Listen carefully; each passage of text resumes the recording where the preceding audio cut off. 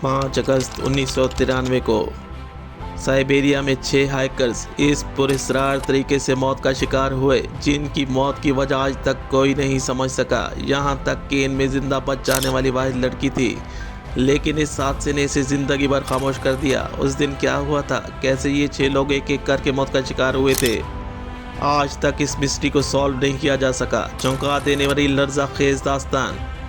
Welcome to अंधेरों का सफ़र। आगे बढ़ने से पहले हमारे चैनल अंधेरों के सफ़र को सब्सक्राइब कर दें, बेल आइकॉन को प्रेस कर दें।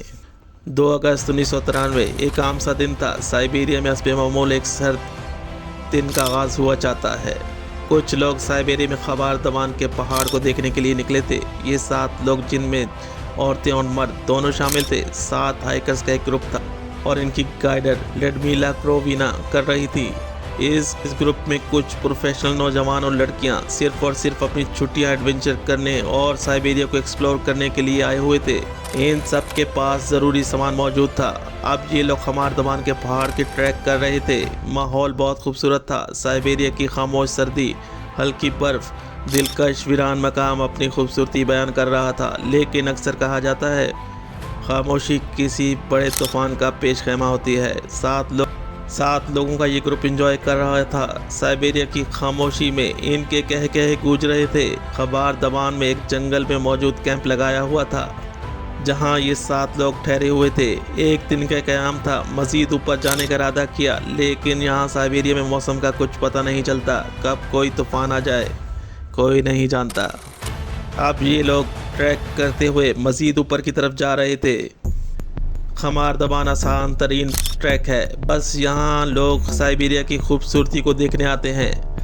3 अगस्त 1993 को इस दिन हैरत की बात यह थी कि इन 7 लोगों के अलावा कोई और ग्रुप नहीं था। खमार दबान में सिर्फ ये लोग थे। कुछ ऊंचाई पर पहुंचकर एक ग्रुप बारबेक्यू और कुछ जंगल में कुकिंग कर रहे थे। ये आपस में बैठकर खुशगपियां और खाना एंजॉय कर रहे थे। इसी दौरान इनमें से एक शख्स की तबीयत बिगड़ जाती है। इसके कान से खून और इसके मुंह से झाग आ रही थी और आनन फानन वो मौत का शिकार हो जाता है। तो एक ग्रुप के लिए ये शॉकिंग मोमेंट था कि कैसे इनका साथी इनके सामने मौत का शिकार हुआ। मौत कैसे हुई, क्यों हुई, सब के सब हैरान थे कि आखिर इसे क्या हुआ, कि ये कैसे मौत का शिकार हुआ। अब इस ग्रुप ने वापसी जाने का इरादा किया, लेकिन ज़रा ठहरिए, वापस जाना इतना आसान नहीं। अचानक उस वक्त एक बर्फ़ का तूफान आ जाता है। अब इस ग्रुप को अपने आप को बचाना था और वापसी का इरादा कैंसिल करना पड़ा, और वो तूफान पूरा दिन चलता रहा। अब ये 6 लोग बाकी थे। रात को मज़ीद 2 लोगों की तबीयत बिगड़ जाती है और वही में सेम सिम्टम्स के साथ इन दोनों के कान से खून और मुंह से झाग निकल रही, और बाकी 4 लोग बचे। वही सेम सिम्टम्स, इन दोनों के कान से खून और मुंह से झाग निकल रही थी, और वो 2 लोग भी मौत का शिकार हो गए।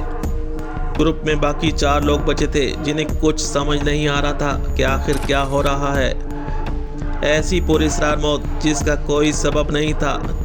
अब ये 4 लोग पैनिक हो चुके थे और सोच रहे थे कि कहीं हम भी मरने वाले हैं। इस ग्रुप की गाइड लडमिला क्रोविना खुशकिस्मती से जिंदा थी।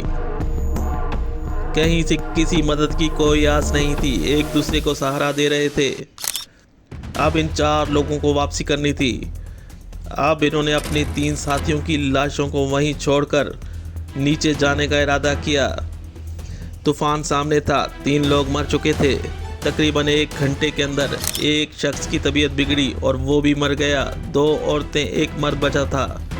जब ये 3 लोग खमार दबान के नीचे उतर रहे थे तो गाइड लडमिला क्रोविना को भी इसी पुरस्कार मौत ने आ घेरा और वो भी मर चुकी थी। बाकी 2 लोग, एक लड़की और एक लड़का, दोनों ही गिर चुके थे। इस ग्रुप की सबसे नौजवान लड़की वैलेंटीना खुशकिस्मती से जिंदा बच जाने में कामयाब हो चुकी थी।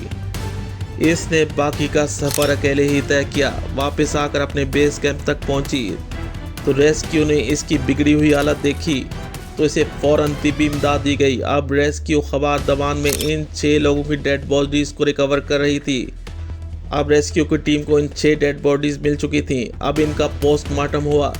सबकी मौत की वजह समझ ना आ सकी। इन 6 लोगों की मौत एक ही तरीके से हुई थी। अब जिंदा बच जाने वाली वाहिद वैलेंटीना से इस हादसे की वजह पूछी गई।